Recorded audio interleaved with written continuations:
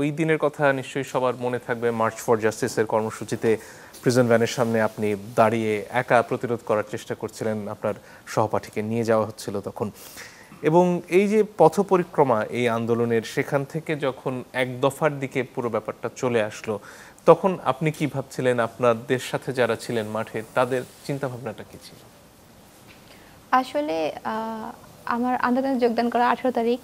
তো যখন অনলাইন একদম নেটওয়ার্ক কানেকশন অফ করে দিল, তারপরে হঠাৎ করে 25 তারিখের পর 26 তারিখ থেকে যখন ইন্টারনেট কানেকশন শুরু হলো, আবার যখন নতুন করে আন্দোলনে নামার সুযোগ হলো, তো ওইখানেই হচ্ছে মুখে মুখে আমাদের স্লোগান ছিল দফা এক, দাবি এক, খুনি হাসিনার পদত্যাগ। যদিও তখন হচ্ছে একদম অফিসিয়ালি যেটা আমাদের এক দফার ঘোষণা, সেটা কিন্তু দেওয়া হয়নি। তো ওই এক দফার ঘোষণাটা ওই আমাদের স্লোগান থেকেই উঠে আসা। ওই দিন তো হচ্ছে সবচেয়ে বড় যে নৃশংসতা ওই 5 তারিখে সবচেয়ে বেশি ঘটে সকাল দিকটাতে। তো আমাকে বাসা থেকে একদমই বের হতে দিবে না, কারণ হচ্ছে ওই দিন আমার বাবাও বাসা থেকে বের হয় এবং সে ফিরে আসতে বাধ্য হয় যে রাস্তার অবস্থা এত পরিমাণে ভয়াবহ ছিল। তো সেই জায়গা থেকে যখন আমরা একদম শাহবাগে পৌঁছালাম, সেখানে পৌঁছানোর খানিকক্ষণ পরেই যে হচ্ছে ইয়া প্রধান থেকে হচ্ছে আর্মি প্রধান থেকে যখন হচ্ছে ভাষণ দিবে বললো যে কোনো, তখন আমরা আজ করতে পারছিলাম হয়তো বা কিছু একটা হবে, এবং আমরা এটাও আশা করছিলাম যে ওই ফ্যাসিস্টের পক্ষ থেকে হয়তো সরি ফিল বা যেই কোনো, আপনি সরি ফিলের কথাটা যারা বললেন যে সে তার কাজের জন্য অন্তত সরি ফিলটা করবে। কিন্তু এখন পর্যন্ত সে এই যে একটা 1 বছর চলে গেল, 24 থেকে 25 আসলো, তার মুখ থেকে এখন পর্যন্ত তার কোনো সরি ফিল নাই। এখান থেকে প্রমাণ পায় যে তার মধ্যে মিনিমাম অনুশোচনা বোধটাও নেই। আমি 16 তারিখ থেকে আন্দোলনে অংশগ্রহণ করি। 16 তারিখ শান্তিনগর মোড় থেকে আন্দোলনে অংশগ্রহণ করছি। 18 তারিখ ছিলাম আমি রামপুরা লাভুল হোটেলের দিকে। ওই জায়গায় ওই দিন ছড়া গুলি হয়েছে। আমি প্রায় সেদিন 20-25টার মতো ছড়া গুলি খেয়েছি। 19 জুলাই আমি রামপুরা বাজারের দিকে ছিলাম। ওই জায়গায় রামপুরা ব্রিজের নিচ থেকে গুলি ছুটছে। আমার পায়ের এক পাশ দিয়ে ঢুকে আরেক পাশ দিয়ে গুলি বের হয়েছে, হাড্ডি ছিদ্র হয়ে। তো 19 জুলাইতে আমি প্রথমে বার্থডে এনজেডে ট্রিটমেন্ট নিয়েছি, তারপর হলি ফ্যামিলিতে ভর্তি ছিলাম। আমাকে 25 জুলাই হলি ফ্যামিলিতে সিআইডি অ্যারেস্ট করছে। তো হাসপাতালে থাকা অবস্থায় সিআইডি আমাকে 25 জুলাই অ্যারেস্ট করছে হাসপাতালে থাকা অবস্থায়। হাসপাতালে থাকাতে আমি তখন আমার অবস্থা এতটা বেগতিক ছিল, আমি বললাম আমি 18 তারিখ পেয়ে 20-25টা স্প্রিন্টার খেয়েছি, আর 19 জুলাই আমার পায়ে গুলি খেয়েছি। আমার অবস্থা অনেক খারাপ, আমি 2-3 জন ছাড়া আমাকে লড়ানো যায় না। তো যখন সিআইডি আসলো, তারপর রমনাজনের ডিসি এডিসি সবাই আসলো, দেখলো আমাকে নেয়ার মতো তাদের অবস্থা নেই। তারা যেই প্রিপারেশন নিয়ে আসছিল আমাকে হয়তো তারা নিয়ে যেত, বাট ওই অবস্থা না দেখে তখন তারা বলল, আমার আম্মু এক পর্যায়ে মানে যখন দেখলো আমাকে নিয়ে যাবে এরকম একটা পরিস্থিতি, আমার আম্মু সেন্সলেস হয়ে গেল। তো আম্মুকে সেন্সলেস হওয়ার পর ডাক্তার এসে ট্রিটমেন্ট দিল আম্মুকে, আম্মু একটু স্বাভাবিক হলো। তখন তারা আম্মুকে আশ্বস্ত করলো, তাও আপনার ছেলের যে অবস্থা আমরা এখন তাকে নিতে পারবো না, আমরা তাকে হসপিটালে ট্রিটমেন্টের ব্যবস্থা করবো। যদি আপনাদের টাকা আপনারা ট্রিটমেন্ট করেন তাহলে আমরা হলি ফ্যামিলিতে রাখবো, আর যদি আপনারা বলেন আমাদের ব্যবস্থা করতে তাহলে ঢাকা মেডিকেল বা পঙ্গুতে আমরা করবো। তো আমি 25 জুলাই থেকে হসপিটালে 4 জন, আমি হলি ফ্যামিলি 207 নম্বর কেবিনে ছিলাম। আমার কেবিনে আমি, আমার আম্মু থাকতাম, আর 4 জন পুলিশ থাকতো, 2 জন কনস্টেবল, 2 জন এসআই। 24 ঘন্টা আমি পুলিশ কাস্টাডিতে চিকিৎসাধীন ছিলাম। আমাকে যখন পুলিশ কাস্টাডিতে চিকিৎসাধীন আমি ছিলাম, কিন্তু আমাকে 30 জুলাই পর্যন্ত তারা জানায়নি যে আমাকে মানে কী মামলা অ্যারেস্ট করা হবে বা কী করা হবে আমাকে নিয়ে। আমার আব্বু কয়েকটা থানায় ঘুরছে, মানে পুলিশের কাছে অনেকবার করছে, বাট কেউ বলতেছিল না কিছু আমাকে কী করা হবে।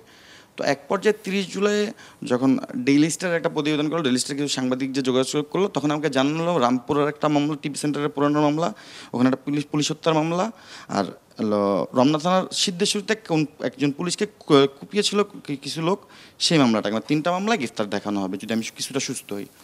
তারপর আমার 2 তারিখ আমার পায়ের সেলাই কাটা হলো। সেলাই কাটার পরে আমার পায়ে ফুল প্লাস্টার হলো, কারণ আমার হাড্ডিও ভেঙে গেছিলো। হাড্ডির এক সাইড দিয়ে ঢুকে গুলি আরেক সাইড দিয়ে বের হয়েছে। তো হাড্ডির ফুল প্লাস্টার যখন করা হসপিটাল থেকে বললো রিলিজ দেবে। আমাকে 4 তারিখ কোর্টে উঠানোর কথা ছিল।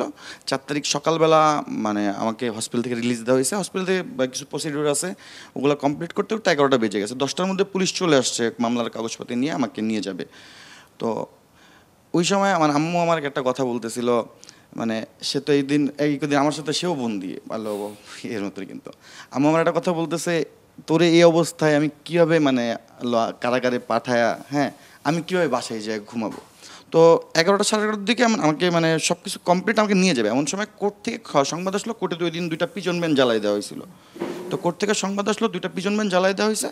তখন আমাকে বলা হলো, মানে আমি তোমাকে আজকে নিতে পারবো না, আমরা তোমাকে 5 তারিখ সকালবেলা নিয়ে যাব। আমাকে কিন্তু 5 তারিখ সকালবেলা কোর্টে তোলার কথা ছিল। তো তারপর যত হাসপাতালেই থাকবে। হ্যাঁ, আমি হাসপাতালেই আছি। তো আমাকে 5 তারিখ সকালবেলা নিয়ে যাওয়ার কথা। তো আশেপাশে থেকে সবাই মানে খোঁজখবর নিতেছিলাম, সবাই রাজপথে। ওই দিন 4 তারিখ রাত্রে কিন্তু প্রত্যেক এলাকায় আলপনার আঁকা শুরু হয়েছিল, একদম বাচ্চা থেকে শুরু করা। তো এরকম আমি টুকটাক খবর শুনতেছিলাম। তো আমাকে কয়েকজন কল দিয়ে বললো, কোনোভাবে আটকানো যায় নাকি, দেখ 5 তারিখ তুই কোর্টে যাবি না। হ্যাঁ, পুলিশরা বল। আবার 3 দিনের কারফিউ দেওয়া হইলো। তো 3 দিন কারফিউ পরে তুই ইয়েতে যাবি। সবাই একটা ভরসা দিতেছিল আমাকে 4 তারিখ রাতের দিকে, যে তোর জেলে যাইতে হবে না, হ্যাঁ ইনশাল্লাহ কিছু একটা হবে। তো আমিও কিছুটা আশাবাদী ছিলাম। তো সকালবেলা 5 তারিখ সকালবেলা মানে আসেনি আমাকে নিতে, কেন আসেনি জানি না। কিন্তু সকালবেলা আমাকে মানে আমাকে সকাল 7টা-8টার দিকে নিয়ে যাওয়ার কথা ছিল কোর্টে, আমাকে নেয় নাই।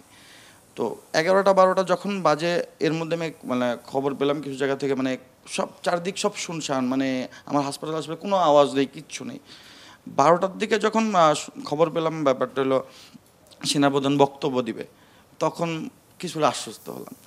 তারপরে দুপুর 2টার দিকে মেবি অফিসিয়ালি নিউজ আসলো যে শেখ হাসিনা আসলেই চলে গেছে। তখন আমি এক পর্যায়ে মানে আমি আর আমার আম্মুরে জোড়া ধরা মানে কান্না শুরু করে দিয়েছি। আমি প্রায় আমার খেয়াল আছে, আমি একটানা প্রায় 1-1.5 ঘন্টা কাঁদছি, কারণ আমি নিশ্চিত জেল যেতেছিলাম। জেল যাওয়া থেকে একেবারে জেলের মুখ থেকে ফেরত আমি মানে প্রায় 1-1.5 ঘন্টা কান্না করছি।